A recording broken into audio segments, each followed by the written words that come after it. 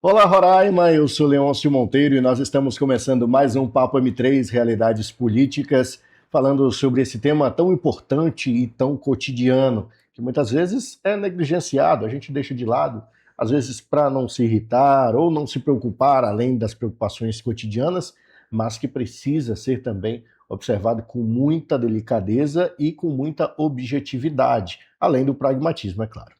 Hoje nós recebemos um convidado muito especial, um acadêmico, o Dr. Luiz Cláudio, está conosco aqui e é uma satisfação recebê-lo. Antes de passar a palavra a ele, quero recomendar, inclusive, leitura de autoria do Dr. Luiz Cláudio. Inclusive, fui presenteado, já iniciei a leitura, estou num desafio aí de ler vários livros e o senhor é um dos que está na minha lista, Dr. Luiz. Seja muito bem-vindo. Leôncio, meu amigo, é uma satisfação muito grande, entendeu? E já lhe agradeço pelas palavras, pela recomendação do livro. Né? Eu vou começar até explicando mais ou menos como é que é a minha vida, né? O que eu me divido e de onde eu tiro as minhas inquietações e o porquê. Eu sou oficial de justiça do Tribunal de Justiça de Roraima, desde 96, ou seja, estou há 30 anos nessa função. E há 25 anos eu sou professor na Universidade Federal de Roraima, Departamento de Administração. E lá, ninguém é dono de cadeira, mas eu tenho uma disciplina, que é a minha disciplina, que é gestão pública. Né? E aí é que está a diferença, aí que a coisa começa a complicar. Por quê? Porque você, em sala de aula, você tem que ensinar o ideal. Uhum. E aí, quando eu vou para a rua trabalhar na minha função do tribunal, você é confrontado com o direito e a realidade. Então, há uma distância muito grande. Isso traz muitas inquietações, muitas situações que você tem uma liberdade na sala de aula para discutir, mas você tem que ter um roteiro para cumprir ali. Né? E isso me levou, né, me forçou em algum momento a escrever. Eu estava parado antes da pandemia e um dia eu estava conversando na universidade com o Getúlio Cruz, professor Getúlio Cruz. Sim.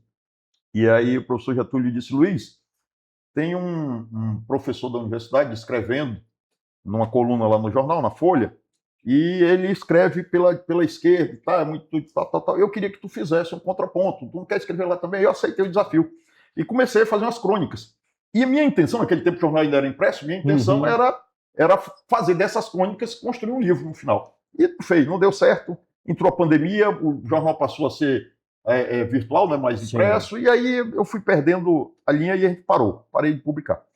E estava, esse ano, um amigo do Rio Grande do Norte me pediu para fazer a correção no livro dele. Correção não, para eu ler e dar minha opinião, meu parecer. E eu fui lendo e comecei a pensar, cara, eu estou perdendo meu tempo lendo dos outros, por que, que eu não faço meu? Não volto aquele projeto de novo. Aí fui lá mexer. Muito daquilo que eu tinha escrito eram crônicas do dia a dia. Então não cabia mais, não tinha mais espaço no momento atual. Porque crônicas políticas, ela vence. Exatamente. Ela vence.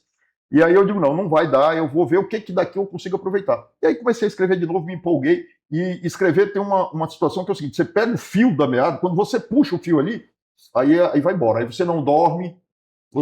Quando tenta dormir, a mulher cobrando. Quando você tenta dormir, você acorda na madrugada com um pensamento, aquele pensamento não pode. Um dia, eu escrevendo esse livro, eu acordei com uma. Tem um livro que um dos últimos livros que eu li ano passado, Os Demônios, Dostoiévski. Sim. E Os Demônios, o cara já se assusta, né? E para assustar mais ainda, a produção gráfica dele é um livro preto, todo preto, com até as capas, as folhas aqui por fora são pretas também, tudo preto, com vermelhão aqui escrito em cima, Os Demônios. Aí tu já assusta. Só que quando tu abre o livro, e aí foi isso que me levou, quando tu abre o livro, a primeira parte do livro ele diz o seguinte: se você não acredita em Deus, não leia. Se você não acredita no Criador, não leia. Já quebra tudo. Por que é isso? Aí eu digo, não, eu tenho que. E eu escrevendo críticas e tudo, e com opiniões muito pesadas, tipo assim, são opiniões que contrariam o pensamento comum. Sim. Né? Mas eu acredito que a gente tem que enfrentar essas coisas. E aí eu digo, não, eu vou dizer o seguinte: se você é pessimista, não leia, nem pega para ler, não. Se você tem ideia fixa, se você é um cara vidrado, não aceita discutir, tem dogmas, então não leia, não perca seu tempo, não é para ti esse livro. Esse livro é para quem tem a vontade de conhecer o outro lado da história, de incrementar, de acrescentar os seus. Não é para agradar ninguém. Sim. É o meu pensamento. Então, cada um pensa das formas que achou ruim. reclama, critica. E eu vou achar ótimo ouvir as críticas. E olha, o título do livro é O Brasil não cabe mais na Constituição, né? O esgotamento de um modelo que perdeu a conexão com a realidade. Enquanto tu falavas, Cláudio, sobre a vida prática e o direito teórico, eu lembrava da época da faculdade do professor explicando que o direito é a ciência do dever ser. Sim. Ele está sempre um passo atrás da sociedade. Só que eu acho que esses passos aumentaram muito. A gente está numa disparidade muito grande entre direito e vida real do cidadão. Esse pensamento está acertadíssimo, não tenha dúvida. Porque o que acontece, o que eu vejo, a meu ponto de vista, isso não obriga ninguém, mas o meu ponto de vista é o seguinte: a Constituição, que é a lei maior do país, desde Kelsen ali, você tem uma pirâmide que a Constituição está no topo, e aí tu vem dessa. A Constituição ela é o esqueleto que molda a sociedade, entendeu? Que molda a estrutura da Constituição de um país. E a nossa Constituição de 1900, que eu falo a velha, ultrapassada e Constituição de 88, ela foi feita num momento de ruptura. Uhum. Naquele momento de ruptura, há uma necessidade de todo mundo quer se agarrar, todo mundo quer. O medo do retorno ao status quo antes, você se apega nas coisas. Então, você tem... pêndulo, né? Foi. Aí você tem uma Constituição que sofreu muitas influências desse medo do momento, que hoje não tem mais, nós não temos mais. Não é hoje esse medo. O medo era lá atrás. Aquele momento, aquele contexto já passou. E a Constituição foi construída com muito mais direitos do que a obrigação. Não há deveres, são 6, 7 deveres e 50 e poucos direitos. Ou seja, ela prevê coisas, tentaram amarrar as forças antagônicas que tinham no Congresso naquele momento, que é natural, tentaram amarrar coisas que tornou essa Constituição inviável. Tem dispositivo, 38 anos depois, tem dispositivo na Constituição que não foi regulamentado. Sim. Nós temos mais de 2.000 propostas de emenda à Constituição. A corte de retalho. Ela não representa, e aí vai justamente no que tu acabou de dizer, o direito tem uma distância muito grande hoje do dever ser. Por quê? Porque ela não representa mais os anseios da sociedade atual. E tu não pode ter um texto que seja restritivo de correções, de atualizações. Sim. Você precisa ter uma atualização nesse texto para que ele acompanhe mais para e passo, não na frente, mas mais para e passo, acompanhe a evolução da sociedade. Uhum. Vou te dar uma ideia. Eu tenho convicção que nós precisamos discutir uma nova Constituição, um novo modelo constitucional para o Brasil. Chegou o momento, a gente amadureceu, passou aquele primeiro período, a gente precisa rediscutir muita coisa. Sim. Todas as mazelas que a gente enxerga hoje, independente da convicção ideológica, todas as mazelas de direita ou de esquerda, elas estão aqui dentro. Elas estão seguradas e amparadas no texto constitucional. Se você reclama do Supremo, da composição do Supremo, que é uma reclamação, não vou entrar no mérito se é certo ou errado, mas o que garante é a Constituição atual. Exatamente. É ela que ampara esse tipo de situação. Por exemplo, você tem um ministro que entra com 35 anos, vai passar 40 anos lá dentro. Mano, e a forma de escolha, o critério subjetivo da escolha, subjetivo por quê? Subjetivíssimo, notório saber jurídico e conduta ilibada. Todos os dois são subjetivos.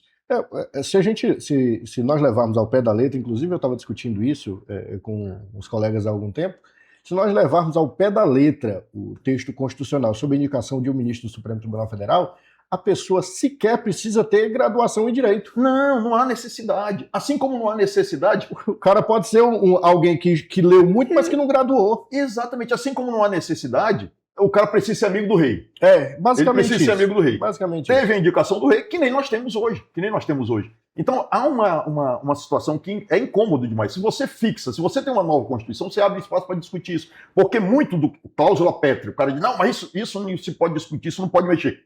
Numa Assembleia originária, né, ou seja, ela tem liberdade para mudar tudo. Exato. Para rever tudo, para rediscutir tudo. Maioridade penal, mesma coisa. Sim. Não adianta tu ficar querendo corrigir as coisas, porque tu enfrenta uma barreira que é dogmática, porque é cláusula pétrea, imexível, como diria o Rogério Magri, tu não pode fazer. E se puder, tu ainda tem um quórum qualificado para fazer qualquer alteração, que nessa política, no nosso sistema tupiniquim de tomar lá da cá, de coalizão, dificilmente tu consegue. Não, e se tu consegues, tu ainda tem o risco de alguém, geralmente quem perdeu no Congresso, arguir o Supremo Tribunal Federal a inconstitucionalidade daquela emenda à Constituição. Isso também é um defeito que está na Constituição autorizada. Entendeu? De tudo se judicializa. o Supremo deixa de ser. Um dia desse eu estava em Brasília, 2 semanas, e estava conversando com um advogado constitucionalista, dos melhores e tal. E a gente discutindo, eu presenteei ele com o livro, ele me fez o prazer também de me presentear com um que ele tinha escrito. E aí eu digo, olha, eu vou te presentear com isso aqui, mas é o seguinte, meu amigo, eu tenho certeza que tu não vai gostar do que está escrito aqui. Aí ele disse para mim, Luiz, deixa eu te falar uma coisa. Eu me formei em 2005 e a nossa turma, a gente tinha a gente glorificava muito o Supremo, achava aquilo, pá, mas aí depois que tu viu 129 milhões num contrato, e não sei, a gente viu que a coisa, ou seja, eu perdi aquele afã todo, aquela admiração que eu tinha. Eu digo, tu sabe qual é o problema? É que tu tá falando de um período de 2005 que tu tinha dentro do Supremo ministros, um Sepúlveda Pertence, Exatamente. um Eros Grau, um Carlos Alberto Direito. Esses camaradas, eles... Cara, tô esquecendo o nome do professor. Aires Brito. Professor Aires Brito. Eu tive várias oportunidades de estar com o professor Aires Brito. 10 minutos de conversa com ele é uma aula de direito que tu perde um tempo grande para... Não estou fazendo juízo, eu estou dizendo... Exatamente. É uma postura São diferente. pessoas que conhecem o direito. Vale a pena tu ouvir, entendeu? E eu tive, graças a Deus, a oportunidade de conversar com o professor Aires várias vezes. E essas figuras, o prazer de estar no Supremo já era o auge. Ele já não precisava mais de nada, não falava fora dos autos. Tu via uma corte que era respeitada. Deixa eu te contar um fato aqui. Nós estávamos, minha esposa e eu, assistindo um jogo do Flamengo, e aí tinha um jogador do time, acho que era um time argentino, que o nome dele era Sepúlveda. E aí ela falou, pô, que nome estranho. Eu falei, nunca tinha ouvido esse nome? Ela disse, não. Eu disse, pois é, esse nome é o nome de um ex-ministro do Supremo Tribunal Federal. Só que esse ministro não sabe o nome dele, porque nessa época, o Supremo Tribunal Federal era uma corte enclausurada. Neutra ali. Eles estavam cumprindo o papel constitucional, você não via ministro dar entrevista, você não via ministro participar de festa, de degustação de uísque multimilionária. O ministro era ministro, o camarada ficava na dele, não falava fora do...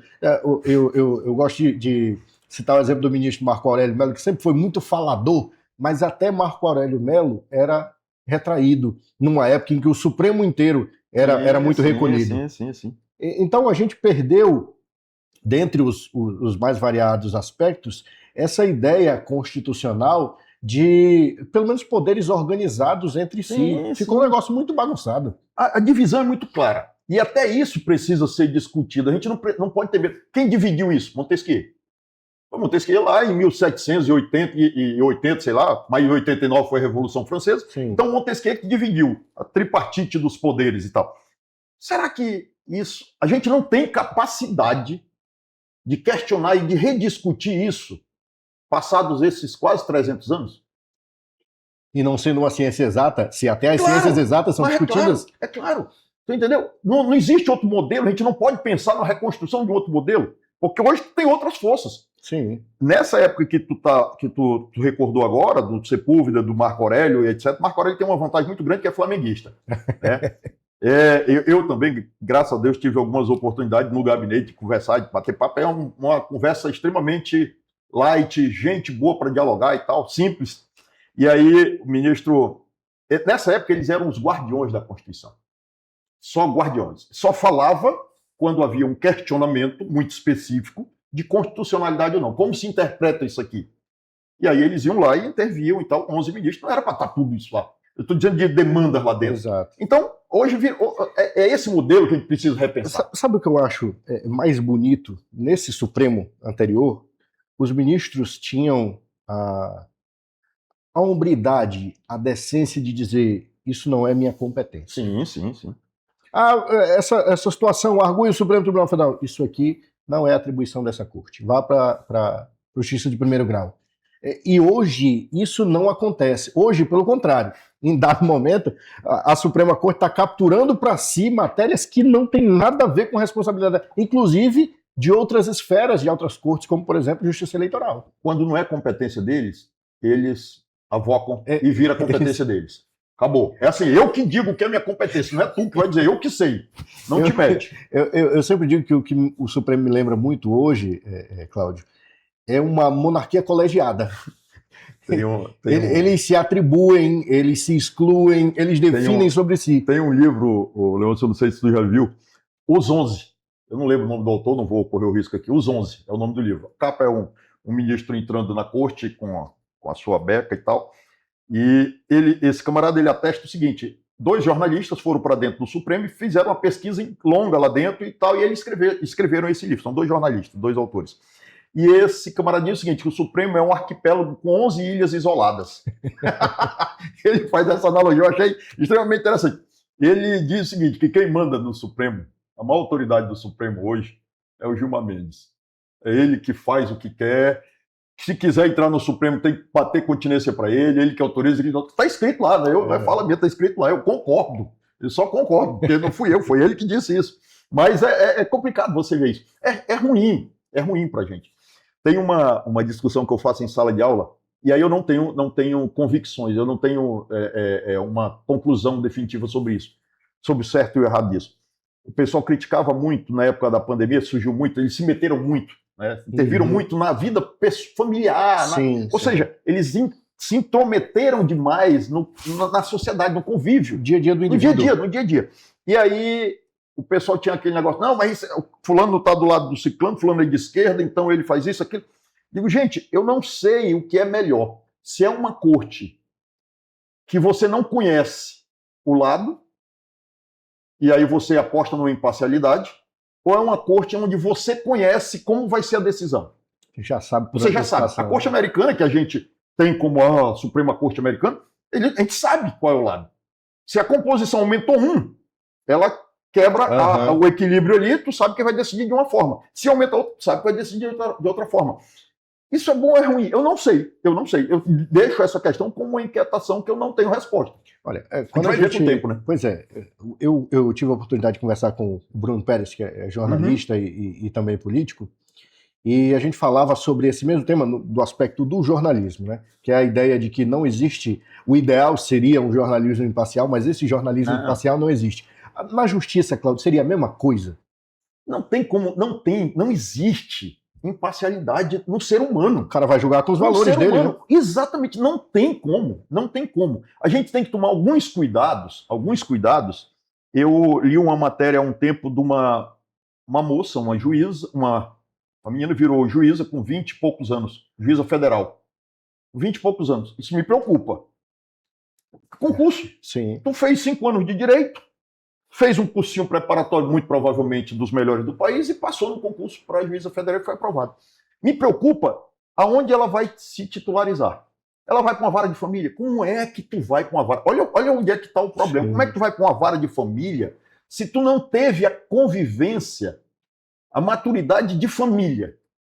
Tu não sabe, a convivência muda tudo. Exatamente. Entendeu? Então tu não teve, muito provavelmente, estou dizendo, deve ser filha única, de pais que tiveram uma organização familiar bem estruturada, e tu talvez nem tenha namorado, porque é estudiosa. Exato. Então, como é que tu vai decidir um problema de família se tu não tem a vivência? Não, e eu vou além. Como é que se discute cientificamente? A gente tem a finalização da formação do córtex pré-frontal lá pelos 25. Como é que antes disso alguém vai deliberar sobre o bem mais precioso que a nossa lei legisla, que é a liberdade do ser humano? A liberdade. Como é que alguém tão jovem, isso também me preocupa. Mas é isso que eu digo. Então, tudo isso são problemas que nós estamos trazendo aqui que estão parados na Constituição. Autoriza isso. Não fixou uma idade mínima. Não desconsiderou essas questões. Então, tem muita coisa que incomoda.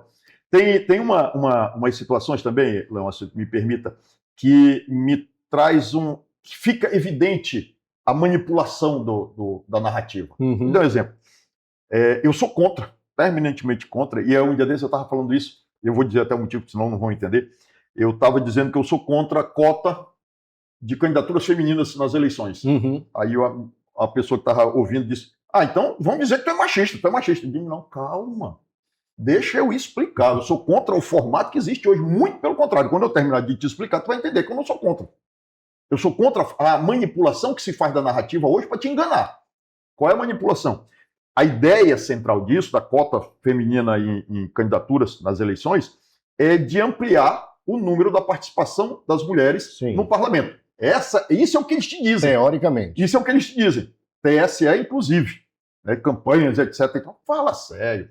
Isso é uma enganação das mais absurdas. O que produziu esse modelo que nós temos hoje? Produziu candidaturas fantasmas, a crime eleitoral, regras que ferem o crime eleitoral e deixam evidente, candidaturas caçadas em todo canto no país, toda eleição tem candidatura caçada. A mulher, obrigatoriamente, 30% do recurso também tem que ir para as mulheres, ela pega os 30%, passa para o dono do partido.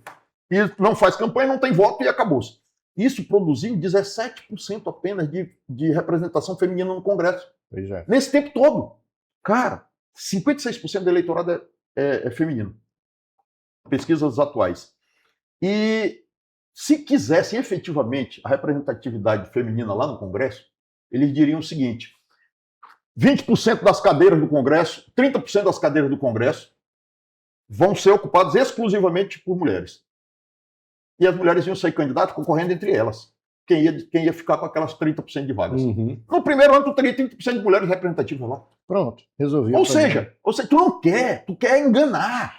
Eu sempre observo isso, Cláudio, no meio político. Esses dias eu estava comentando, discutindo sobre isso com os amigos, que no Brasil a gente não... O que a gente observa nas legislações que são propostas no Congresso Nacional é que não há uma busca pela resolução do problema, mas pela manutenção da narrativa a respeito daquele problema. E aí vou te dar um exemplo. Nós temos um problema seríssimo de violência no Brasil. Mas nós não combatemos a violência. Nós dividimos ela para manutenção de determinadas narrativas políticas. A gente tem um problema de violência contra a mulher, a gente tem um problema de violência contra o público LGBT, a gente tem um problema de violência contra os deficientes. Nós temos um problema de violência generalizado no Brasil. Um país onde morrem mais de 50 mil pessoas de homicídio por ano, que é um índice de guerra. Não tem como dizer que o problema é esse tipo de violência. O problema é a violência em geral. Mas a manutenção da narrativa é importante para o político ganhar a eleição daqui a 4 anos de novo. Claro. Se você resolve o problema, o que tu vai dizer lá na frente? Exatamente. Entendeu? Essa é a ideia. E tem muita gente que, infelizmente, ainda pensa assim. Tem muita gente que diz o seguinte: eu não posso resolver esse processo aqui, definitivamente, eu não vou apresentar uma solução definitiva, porque vai faltar depois. E aí, como é que eu vou justificar? Exato. Como é que eu vou justificar estar aqui? Tem um ponto aí, Leôncio, tu tocou no assunto agora, e eu vou puxar aqui para um dos argumentos que eu trago no livro, a questão do SUS. O SUS, ele precisa do doente, ele estimula a doença.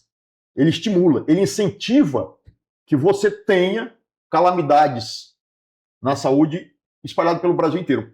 E eu vou tentar resumir mais ou menos. O SUS é o maior programa, o maior e melhor programa de assistência universal de assistência à saúde que existe no mundo. Ninguém copia o SUS, ninguém tem um SUS da vida. Você chega no Brasil, pode vir do inferno que for. Você chegou no Brasil, teve um problema, você é atendido pelo SUS. Exatamente. Alta complexidade, média complexidade, baixa complexidade, tudo. Porém, a distribuição dos recursos dentro do SUS é o seguinte. Vamos supor a seguinte situação hipotética. Tu tem um município de Mucajaí e um município de Iracema. Hipoteticamente. Não levem para o coração. O prefeito do município de Iracema, ele faz um trabalho com o mesmo recurso que o prefeito de Mucajaí, ele faz um trabalho de assistência à saúde preventiva. Trabalho excelente de saúde preventiva e tudo, de esgoto, de educação, de médico na residência, aquela assistência total, vacinação, tudo perfeito. O do Mucajaí tocou fogo no dinheiro, chamou um cantor para cantar lá, com esse mesmo recurso. A gente sabe que não é bem assim, mas estou dando situações hipotéticas. E lá houve um surto. Enquanto lá no Iracema os leitos pararam de ser necessários, deixaram de ser ocupados, tinha X leito, de repente não tem mais doente por causa da saúde preventiva, trabalho preventivo, então diminuiu o recurso.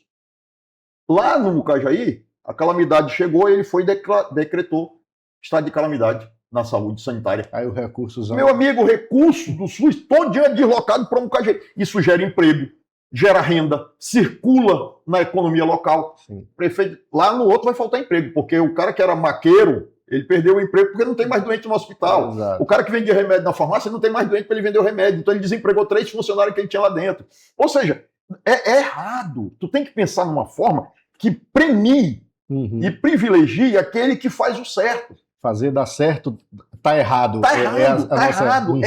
Essa discussão em algum momento tem que ter. Não existe sistema suficientemente bom que não careça de discussão e de melhorias. Esse é o SUS, se inclui nisso. Então são coisas que a gente tem que começar a cutucar, a mexer. Mas deixa eu te perguntar, por que a Constituição de 1822, que é até agora a nossa mais longeva Constituição, Constituição Imperial, Claro.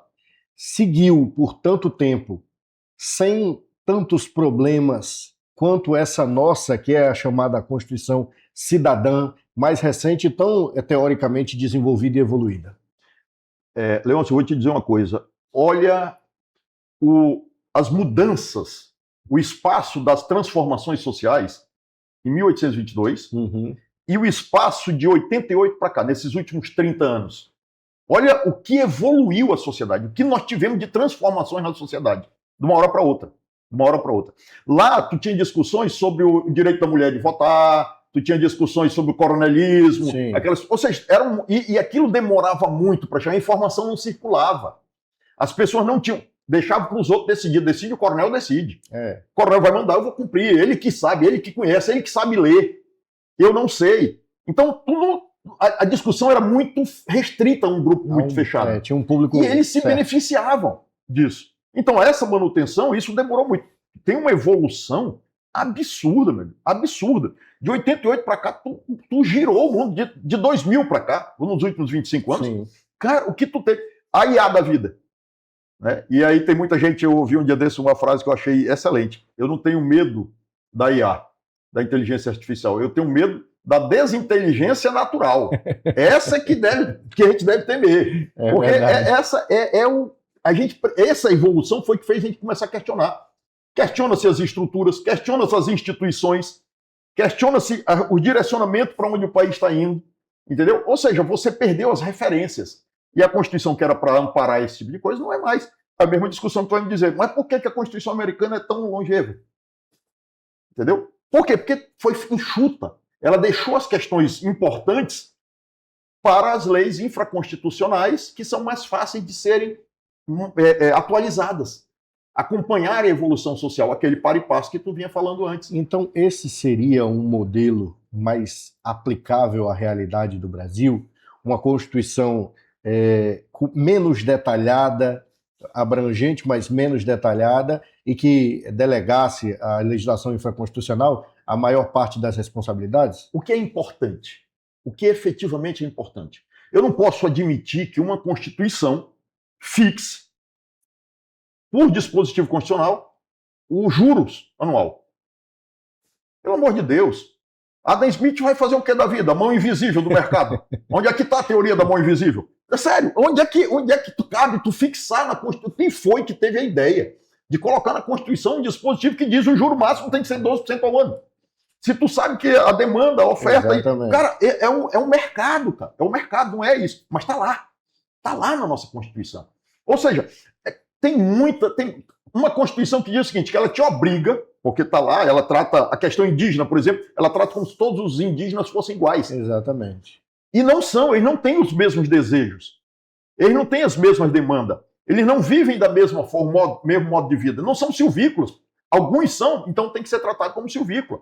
Outros não, então, mas a Constituição ela tenta se meter fixar uma regra, quando na realidade ela não pode, não cabe.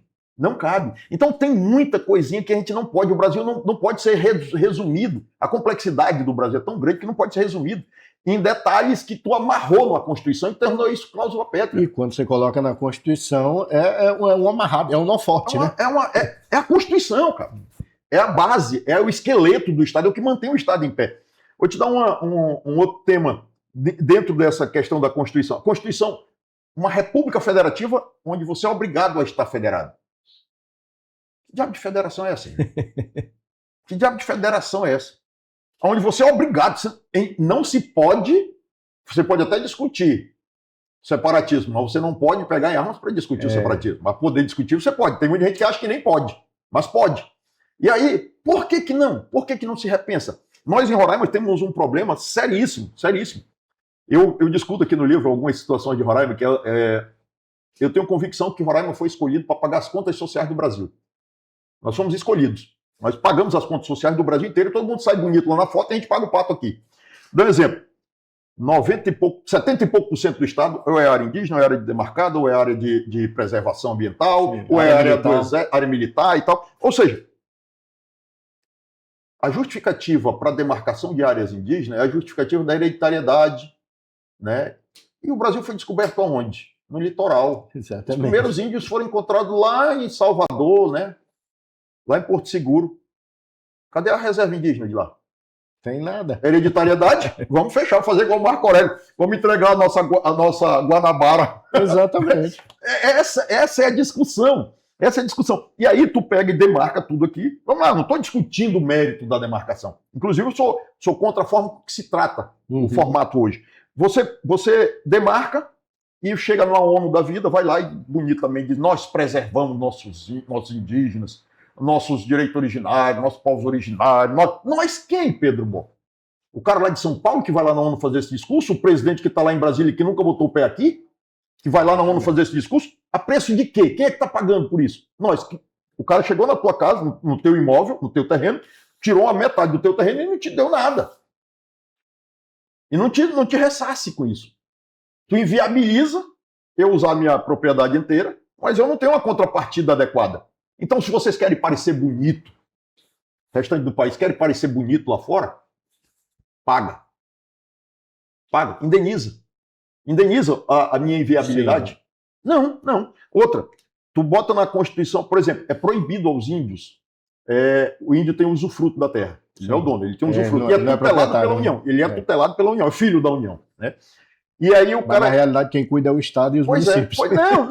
Essa divisão dos poderes aí bagunça, porque todo mundo quer passar a responsabilidade para o outro. Ninguém quer assumir a sua obrigação. Ele é filho da União, mas quem tem que dar de mamar para ele é o Estado, é o município onde ele está localizado. Só que aí o que acontece?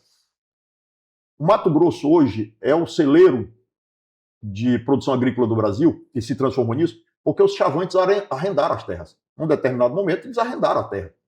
Arrendaram e melhoraram de vida, botaram uma antena parabólica lá na casa dele, lá a ocazinha antes era uma oca, hoje é uma casa de telhado, entendeu? Ou seja, de alvenaria, tá vivendo bem, tem energia, tem tudo lá. Aí é proibido. É proibido. Tu tem que deixar a terra do jeito que tá lá, tu não pode tirar nada dali. Mano, o que tu tá fazendo? O negócio sem sentido, né? O mundo precisa de comida. Tu inviabiliza a produção. Aí o cara... Tem um monte de terra indígena aí sendo utilizada. Agora é aquele negócio, faz de conta que eu não estou vendo. O Estado faz de conta que eu não estou vendo. Mano, rever isso aí.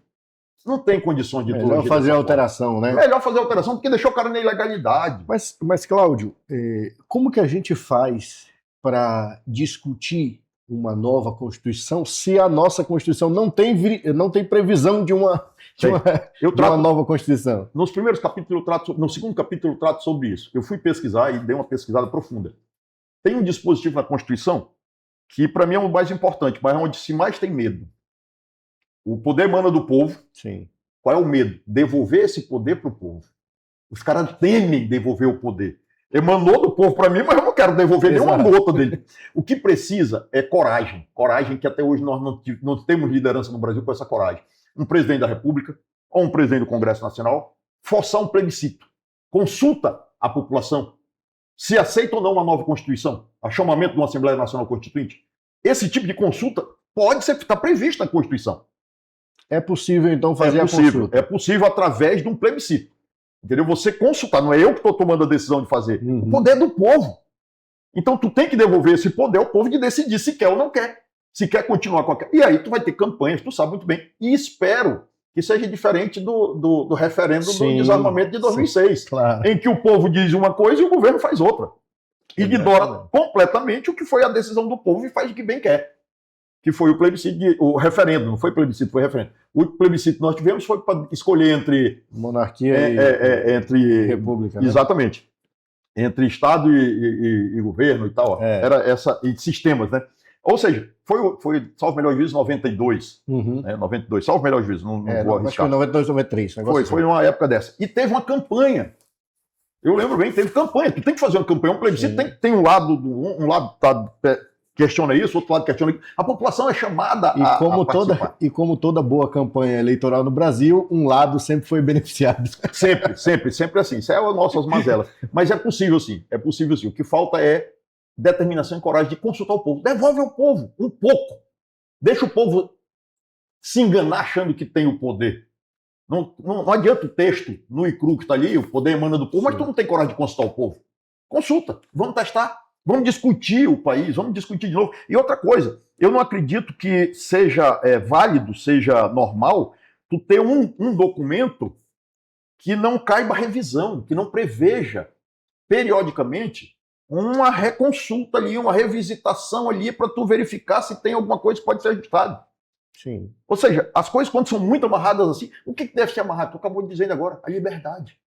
O direito à liberdade tem alguns valores que a Constituição tem que traçar princípios. O direito natural, tu fala. Princípios. O direito natural ela tem que traçar princípios gerais. O específico vai fazendo uma legislação aqui e acolá. Hoje tu tem dispositivos que conflitam. De tanta emenda, de tanto remendo que tu fez nesse colchão. Virou uma bagunça. E, sinceramente, eu acredito que a saída, uma das saídas, óbvio que a gente não pode nunca dizer a única, não, mas uma das saídas, pelo menos no meu pensamento ainda muito restrito, muito superficial, é nós rediscutirmos o Pacto Federativo, a nova Constituição, a distribuição, os poderes, as atribuições dos estados, que nem tu estava dizendo, há uma confusão, cada um quer lavar as mãos, o cara diz, não, quem tem que cuidar é o município, outro diz, não, isso é dever do estado, não, a União não se mete. Não é assim, não é assim. Tu tem modelos e exemplos, a gente amadureceu tanto de 88 para cá, que tu tem modelos e exemplos que podem ser inseridos aqui. Entendeu? Que tem. Falou a questão da violência. Violência tem jeito. Nós não chegamos nesse estágio, nós não nascemos desse jeito. Exato. Nós chegamos nesse estágio. Isso teve uma construção. Entendeu? E hoje tu vê o Estado, e está na mídia todo dia, o Estado foi capturado. As facções são maiores do que o poder do Estado. Por quê? Porque elas estão dentro do poder do Estado. Então, ou seja, esse tipo de... Mas, Cláudio, como que a gente atualizaria, por exemplo, a forma em que a eleição no Brasil acontece? A gente tem as nossas eleições periódicas, inclusive tem uma previsão de atualização, né, nas próximas eleições, mas como é que a gente modificaria esse processo para ele ser menos judicial e mais participativo pela sociedade? O primeiro ponto que eu vejo na questão do sistema, que não está montado hoje, o sistema eleitoral que nós temos hoje, a primeira falha maior que nós temos é o seguinte, e eu defendo que acabe. Aí tem uns colegas que faltam me matar com isso. Digo, cara, nós não precisamos de uma justiça especializada da forma que está aí hoje, uma justiça eleitoral. Tu arruma briga com muita gente mesmo. Não, mas nós não precisamos. Cara, a gente não pode ter medo de expor, de discutir. Qual é a maior democracia do mundo? Eu não sou. Eles têm justiça eleitoral? Não, exatamente. Eu não sou o dono. Eu não quero ser o dono da razão, o dono da verdade, longe disso. Eu quero ter a oportunidade de a gente debater. A gente estava falando ainda há pouco de cerveja e tudo e tal. Cara, muitas dessas ideias surgiram numa mesa de bar, onde a liberdade de discussão está ali, a gente conversa, teima e tal, não interessa de que lado, facção que tu é, entendeu? O importante é que a gente tem liberdade de discutir. E a gente amadurece depois. Chega em casa, tu no outro dia acorda com aquela ressacazinha leve, que, cara, a gente discutiu um assunto tão interessante, eu vou aprofundar. Vou dar uma lida ali, vou ver se é possível. Tem muitas dessas coisas surgem assim. E aí é o seguinte, o que nós temos hoje? Antes nós tínhamos uma eleição periódica. 2 em 2 anos tem eleição. O TSE, a estrutura, estou falando TSE, estrutura. Vai no prédio do TSE em Brasília. Que monumento é aquilo? É uma coisa fenomenal. Quantidade de ministros que tem no TSE. Aí tu multiplica isso pelo custo disso para o país. Sim. Qual é o custo disso para o país? Aí vamos lá. TSE trabalha um ano fazendo eleição, no outro ano, serviços cartorários expedindo um documento que não serve nem para votar. E é a verdade. É um cadastro que, se tu for lá com aquele cadastro, um cadastro tremendo de eleitor. Tu vai com aquele documento do título, tu não vota. Só com ele tu não vota porque não tem foto. Tu precisa de um documento. Eu não preciso nem levar ele. Eu levo a minha identidade, eu voto, mas com ele eu não voto. E aí, ou seja, não, Luiz, mas eles passam os 2 anos julgando a judicialização das discussões dos crimes eleitorais. Que julgamento é esse, mano? Um dia desse teve um prefeito de Pacaraima que ele foi afastado, foi cassado dia 28 de dezembro. O mandato terminava no dia 31. Cara... E ela só trata disso, é a justiça que só trata disso. Claro. Não é eficiente. Nós temos hoje em Roraima uma situação Era justamente Tu tá onde entendendo? eu ia chegar. Aí o que eu digo é o seguinte, antes tu tinha um período eleitoral, que era um período eleitoral de 90 dias de campanha, 3 meses de campanha. Foi resumido para 45 dias de campanha. São 6 semanas, são 45 dias de campanha. Nós não poderíamos, eu vou já te dizer onde é que eu estou agora. Nós não poderíamos pensar numa justiça eleitoral. Quem é o juiz eleitoral? É o juiz do Estado, da Justiça Estadual. Uhum. Quem é o desembargador, o presidente do TRE? É o desembargador do Estado, pago pelo Tribunal Estadual. Sim. Advogados, compõem a corte, juiz federal, etc. e tal. Não tem um magistrado próprio. Sim. É um cabide. O cara ganha 30% a mais para ser presidente do TSE, do TRE. Ou seja, é um cabidezinho ali que eles ficam fazendo o joguinho ali, tal. Beleza. Eu estou falando do chefe, né? Sou do tribunal, né? aí o que acontece? Se tu pega esse processo eleitoral e cria varas especializadas na justiça estadual para cuidar da eleição e unifica o processo eleitoral, uma eleição a cada 5 anos. A cada 5 anos tu vai ter um processo eleitoral de 2 dias, não um dia só, 2 dias. No primeiro dia tu vai votar para presidente, senador, governador. No segundo dia tu vai votar vereador e prefeito. A cada 5 anos tu vai ter 2 dias de eleição. Tu vai ter 45 dias de campanha. Vai acabar o lance do trampolim, do camarada que se elege vereador na eleição seguinte, 2 anos depois ele candidata e vai acabar aquela onda de meu filho, meu pai, não sei o que. Não, vai todo mundo concorrer no mesmo pleito. Não tem mais acaba, tu destrói isso, que destruiu muito a democracia nossa. Entendeu? Representativa. Ou seja, acabou, mano. A cada 5 anos faz uma eleição. Fecha a justiça estadual durante 45 dias, bota toda a sua força de trabalho para fazer eleição, para trabalhar nessas varas especializadas para fazer eleição. Eu tô lá, eu trabalho na justiça estadual, eu vou estar lá trabalhando na eleição. Entendeu? Ou seja, a justiça fecha, meu irmão. Todo ano fecha. Em dia 20 de dezembro ela fecha, só abre dia 6 de janeiro, outro dia 30 de janeiro. Que é o período de recesso. Sim. Tu só vai nesses 45 dias, tu vai trabalhar como trabalho no recesso. Vai ter os juízes específicos no plantão para atender as questões que são urgências. Mas a cada 5 anos, qual é o prejuízo disso? Quanto tu ia economizar? Sabe quanto foi gasto na campanha agora? Na suplementar? Uma eleição suplementar num estado de supetão. Exato. Ou seja, tu gasta isso a cada 2 anos, tu gasta bilhões e bilhões. E eu não estou nem falando do período que tu não faz eleição, que é o pior. Exatamente. Então, ou seja, a gente precisa em algum momento discutir, ter coragem de, cara, vamos cutucar. Então, e aí você tira, além de você ter esse altíssimo custo, você gera conflitos entre essas justiças. Eu vou citar, a gente falou da eleição suplementar, a gente teve uma eleição suplementar em Roraima, onde uma questão foi arguída à Justiça Eleitoral e outra, em paralelo, foi arguída ao Supremo Tribunal Federal. E aí ficou TSE e STF numa espécie de queda de braço jurídica para ver quem é que vai mandar mais. Inclusive, dizem que já foi um preparativo para a eleição de outubro, né? Se isso vai...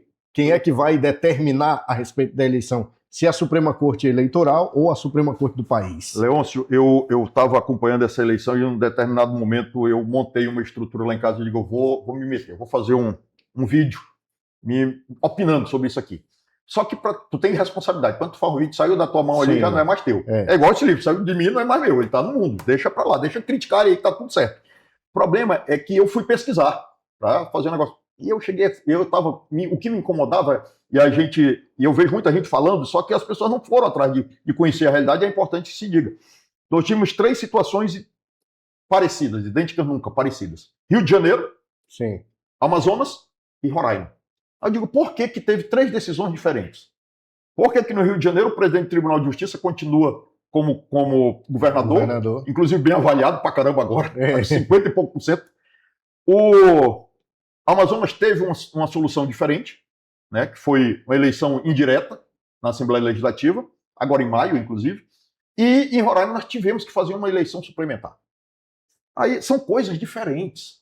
O tratamento foi diferente porque são coisas diferentes. Nesse ponto, eu entendi. Sim. E aí eu recuei de fazer o vídeo, porque eu ia fazer o vídeo totalmente equivocado. De ouvir. Não, fui pesquisar. O que acontece, e por que houve esse conflito todo aqui? Primeiro, o TRE poderia dentro do... Por quê? Porque no julgamento no TSE, sobre fazer ou não a eleição suplementar, a Constituição diz que se a eleição, se o poder estiver vago, o governador e o vice não tiverem titularizados, forem cassados, você, 6 meses antes do final do mandato, você tem que fazer uma eleição suplementar. Só que foi dito lá, inclusive pelo ministro André Mendonça, de que ele levantou e a ministra Carmen Lúcia, como presidente, acompanhou, votou pela eleição, porque é o que manda o texto da lei, eleição suplementar, porém condicionou a consultar. Se o TRE Roraima informasse da impossibilidade logística, estrutural de fazer a eleição, de realizar a eleição, mesmo porque nós temos uma outra eleição menos de 6 meses antes, né, que é a eleição de outubro, eles iam reavaliar. Está dado a deixa. Só que ninguém vai reavaliar quando tu diz, eu tenho dinheiro para botar lá, se vocês quiserem fazer a eleição. Pronto. Circula grana no Estado. Ponto. Houve um questionamento, e aí eu vi, não vou tomar lado, mas vou dizer o que aconteceu, na realidade fui pesquisar. Houve um entendimento no TSE, que é um entendimento fundamentado numa decisão de 2009, numa prefeitura lá no Pará. E de lá saiu acho que é um recurso, virou uma jurisprudência lá, uma decisão que foi tomada lá.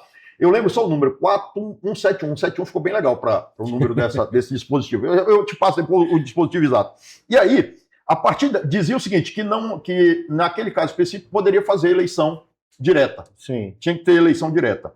Aí, a partir dali, os prazos, a questão dos prazos que o cara se candidatar. Flexibilizava o prazo, que é de 3, 4 e 6 meses. Flexibilizava o prazo que está previsto de afastamento, de desincompatibilização. E aí, isso foi usado sequencialmente.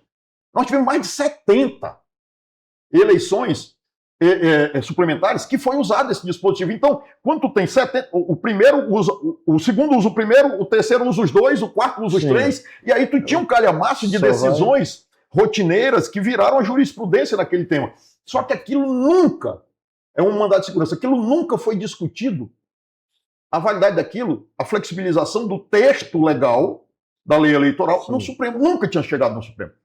Aí pela primeira vez os caras forçaram a barra e levaram para o Supremo. Quando chega no Supremo, mano, o Supremo, mas vocês nunca deixaram as outras eleições. Eu nunca fui em Estado. É assim que funciona. Exatamente. A justiça é inerte, ela só se movimenta quando provocada. Eu nunca fui em Estado a discutir isso no Supremo. Chegou aqui, eu vou. Olha, realmente ninguém perguntou. Está errado lá desde 2009, só que nunca tinha chegado aqui. Então muda-se o entendimento. E é interessante que é uma flexibilização, a gente até comentou isso, é uma flexibilização setorizada, porque você teve a flexibilização de prazo de desincompatibilização, mas para o eleitor não. Para o eleitor precisou valer o prazo de 6 meses previsto em lei. Então você imagina que na prática, o personagem principal da eleição é o eleitor. E aí você retira da participação do pleito um percentual considerável de eleitores já nessa não flexibilização do prazo. Aqueles que fizeram o cadastramento 6 meses depois ou mudaram de domicílio, etc. E tal, isso aí ficaram fora desse processo no início. Tem eu vou dentro da questão eleitoral ainda, eu vou fazer uma lembrança. Um dia desse eu estava conversando com minha mãe, na casa dela, visitando ela, que está batendo papo, aí não sei o que a gente estava falando de eleição, eu digo, cara, eu vou votar nulo. Não sei o que, eu vou votar nulo. Tu tem coragem de votar nulo? Não é questão de ter coragem, o voto nulo é questão de alternativa. Eu não tenho opção. Por quê? Porque aí eu fui explicar qual era o meu ponto de vista. Meu ponto de vista é o seguinte: escolhem por você. Escolhem por você. E te deixam, imitam a escolha. Estados Unidos, o processo eleitoral americano, o cara pode ser candidato sem partido. Ele vai lá e se inscreve, sou candidato sozinho, avulso. Não precisa nem de partido. Aqui não. Aqui você primeiro é escolhido pelos donos do partido. Aí eles não é os melhores, é o que eles querem. Aí eles dizem, só tem isso aqui para tu votar. Tu não tem, eu não queria votar nesse não. É o que tem para ti, só tem isso aqui. Se tu quiser votar nesse aqui, tu vota. Se tu não quiser, é o teu. Tu fica sem opção. Então para mim, é um desrespeito com o eleitor, com a vontade popular. O cara tá me tirando, me limitando a minha vontade, a minha opção de escolha. O dono do partido é que diz quem é bom, quem é ruim, quem ele quer que saia candidato ou não. É assim que funciona. Isso está errado. Pelo menos eu vejo dessa forma. E detalhe, tu citaste a eleição americana, o camarada se candidata sem partido e não tem fundo eleitoral. Não existe. Te vira para arrumar teu dinheiro e fazer tua campanha. Meu irmão, isso é democracia. Fundo eleitoral. Cara, eu não sei, Leôncio, como é que tu percebe isso, mas eu vejo que criou-se um monstro. O monstro da corrupção eleitoral, da Sim. compra de voto. Isso é um monstro, cara. É um monstro. E esse monstro está engolindo eles mesmos. E é pior, consegue ser pior que o voto de Cabresto da época dos coronéis. Muito, muito. Eu vou te dar uma ideia. Hoje e eu digo o seguinte: você, com dinheiro, você pode até perder a eleição. Você com dinheiro pode até perder. Mas você sem dinheiro, você não ganha. Não ganha de jeito nenhum. Não ganha. Entendeu? Você pode até perder com dinheiro, mas sempre você não ganha. Isso é fato. E outra, tem muita gente com dinheiro, até com dinheiro para comprar voto, que se afasta. Por quê? Porque sempre tem alguém que tem mais. E aí ele pode ser que ele faça um investimento muito grande comprando e não consiga o êxito. Exatamente. Aí ele tem que sopesar aquilo, vale a pena ou não vale. E se afasta. Até isso é eliminatória, E se afasta. Todo mundo se afasta. Os bons vão se afastando. Por quê? Porque tu não pode... Eu não votei nessa época, porque a primeira vez que eu votei foi em 89, né? Eu não votei...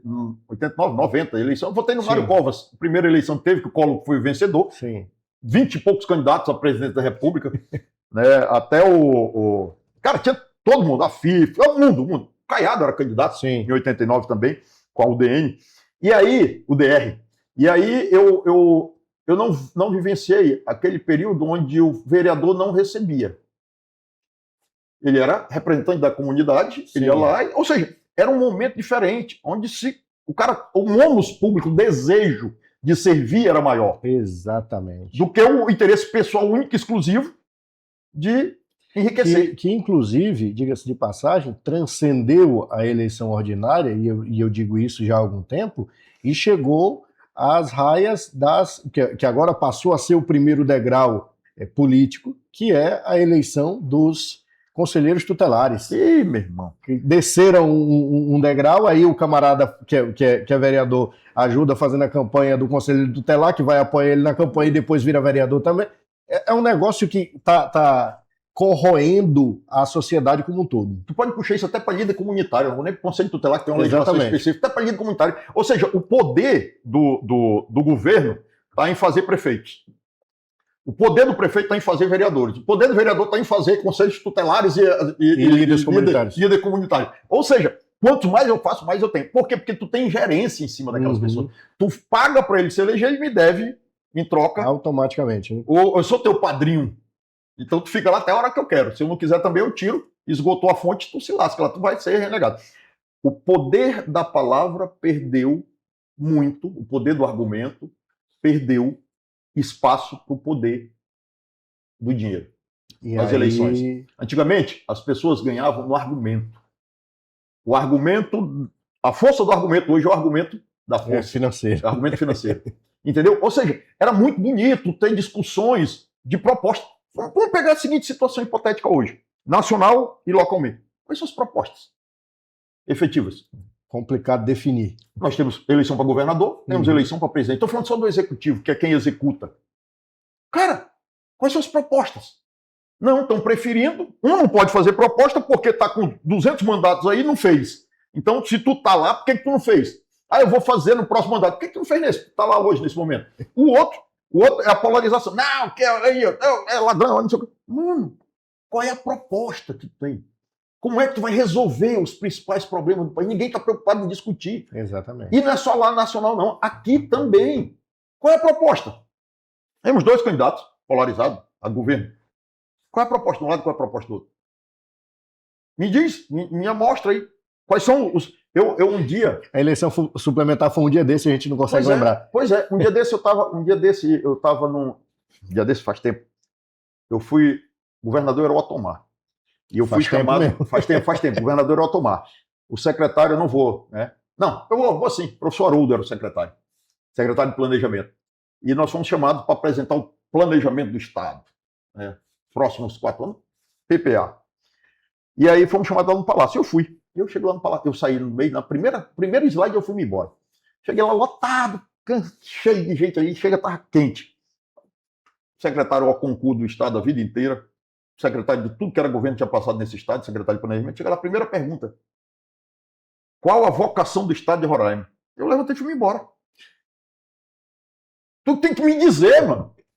Se o secretário não sabe, tu tá me perguntando. É tu que tá aí. Meu amigo, me diz, é tu que tem que me dizer. Se tu não sabe como é que tu vai fazer um planejamento de longo prazo, como é que tu vai fazer, como é que tu vai andar. Exatamente. Não dá. Ou seja, tem muita coisinha que incomoda, a gente vê e a população é aquela história. Tu tá vendendo almoço para comprar janta? Tu tem outras prioridades para se preocupar. Exatamente. Entendeu? Tu não fica pensando nessas coisas, mesmo porque pensar é um sacrifício. E tu começar a enxergar essas coisas, se tu não for uma cabeça muito tranquila, entendeu? Tu fica querendo brigar com o sistema. Tu em dó vai para o meio da rua ficar gritando. Não vale, não vale. A gente tem que ter o senso, pô, para dialogar. Exatamente. Não dá. É complicado. Bom, é um tema extremamente extenso, mas eu quero, Cláudio, que tu diga para os nossos telespectadores e internautas onde é que a gente consegue esse livro. Eu já consegui o meu, que eu ganhei de presente, mas eu quero saber onde é que a gente pode adquirir. Antes de fazer essa propaganda, esse comercial, deixa eu te dizer onde é que eu estou hoje. Eu fui desafiado na semana passada, José Vilela, um monte de livro escrito, etc e tal, e o Vilela me desafiou, mandou espero que ele veja isso aqui, que é para ele saber que ele criou um monstro. Ele leu o livro, né? E aí mandou um comentário para mim, disse, Luiz, eu li isso aqui e tal, e aí é o seguinte, me veio a ideia da Revolução dos Bichos, da Reforma da Natureza, Monteiro Lobato e tal. E por que tu não tenta escrever isso? Porque escrever em debate, assim, escrever um romance é uma forma de inserção de alcançar outro público e tudo e tal. Eu nunca tinha pensado nisso, e ele mandou um vídeo de um escritor com um monte de livros escritos também, técnico, né? E esse camarada, num vídeo do Instagram, esse camarada fala que ele mudou e fez. Eu digo, cara, será que eu tenho capacidade de fazer isso? Aí comecei. Eu não estou conseguindo, eu estou naquela fase de puxar o fio do novelo, eu não estou conseguindo parar de pensar. Já tem título, inclusive. Eu vou concluir, provavelmente no começo do ano que vem a gente lance, mas é um romance, o Brasil entre a esperança e a utopia. É discutindo os problemas atuais, um plebiscito, enredando um plebiscito, e o resultado, a votação, as discussões e o resultado de um país pós-plebiscito, pós-transformação. Hipotético, utópico, mas eu acho que a utopia é que faz a gente criar, a gente repensar, a gente evoluir. Olha, a gente já alcançou tantas utopias, né? Nesses últimos anos. Só é utopia até a hora que você alcança. Exatamente. Né? Ninguém te disse que era impossível, tu foi lá e soube. Gente, é o seguinte, Leôncio, tá à venda, né? Tá à venda, tanto na Juruá, é da editora Juruá. Eu costumo dizer para o pessoal, tem uns colegas que dizem, Luiz, tu não vende não? Eu não vendo livro, eu escrevo, eu não vendo. Quem vende é a livraria. Então tá na Juruá, tá no site da Juruá, né, divulgado no site da Juruá, e a venda no site da Juruá, e também na Amazon. Daqui a pouco, e essa é a promessa da própria editora, que é uma editora nacional, internacional inclusive, que tem livros na Espanha, tem divulgação na Espanha e em Portugal. Daqui a pouco tá nas livrarias. Eu espero ver no aeroporto desse aí, vai me dar um prazer danado encontrar. Não é o meu primeiro livro, é o 5º livro que eu escrevo. E aí a gente vai tentando provocar.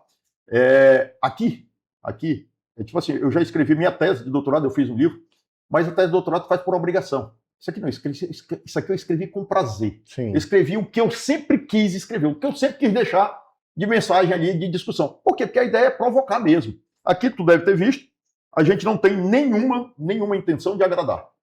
Não foi feito para agradar ninguém, foi feito para provocar, entendeu? Para desagradar, para incomodar, para fazer com que as pessoas parem de pensar naquele conforto de que, não, tá tudo bem, eu nasci assim, eu sou sempre assim, não funciona mais para mim. Exatamente. Então a gente precisa ter a coragem de discussão. É um livro para os alunos, né, da minha disciplina de gestão pública, e é um livro para o Brasil inteiro para a gente fazer uma discussão. Eu espero, sinceramente, que nessa eleição os nossos políticos tenham a curiosidade de ler alguma coisa e mudar um pouco o enredo. Nós não vamos, eu não tenho expectativa, vai se transformar. Não é isso. A gente não escreve pensando, não é isso, não vivo disso. Né? Mas a gente tem que deixar algum tipo de contribuição que a gente ache válida. Então, meu amigo, essa é a ideia nossa principal. Cláudio, eu quero te agradecer pela participação conosco aqui, essa nossa conversa extremamente proveitosa, riquíssima.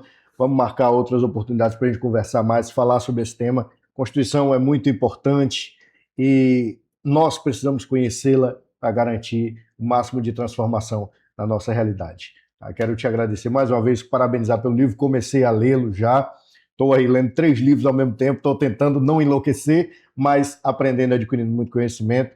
Então, parabéns pelo livro, por mais essa obra e, claro, por essa participação conosco aqui. Espera aí que eu quero te dar um presente nosso, para garantir o meu retorno.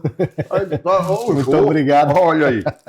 Leôncio, meu irmão, eu que agradeço tanto o Papo M3, o meu amigo Bellini, meu irmão Bellini, a você pelas palavras, e você tem eu te disse isso no dia que eu te encontrei lá na rádio, você tem uma obrigação comigo, eu preciso do teu feedback. Sim. Você tem umas opiniões muito fortes, muito positivas e extremamente interessantes, né? E eu preciso ouvir o feedback. Eu preciso discutir a ideia, não é jogar ao Léo, é ter o retorno. Sim. E o retorno a gente tem através dessas discussões. Muito obrigado mesmo, estou à disposição. Na hora que disser, olha, vamos discutir o assunto X, o assunto Y, ninguém foge dos debates, porque eu acho que é imprescindível para a gente evoluir enquanto sociedade. Perfeito. Tá bom, meu amigo? Grande abraço e mais uma vez, muito obrigado pelo espaço. Muito obrigado, nós aqui agradecemos. Eu te agradeço também que ficou conosco nessa conversa até aqui. Não esquece de curtir, deixar o teu comentário aí, seguir o Cláudio nas redes sociais e, claro, todas as quintas-feiras, a partir das 5 da tarde, nós estamos por aqui. Um beijo no coração e até a próxima. Tchau, tchau.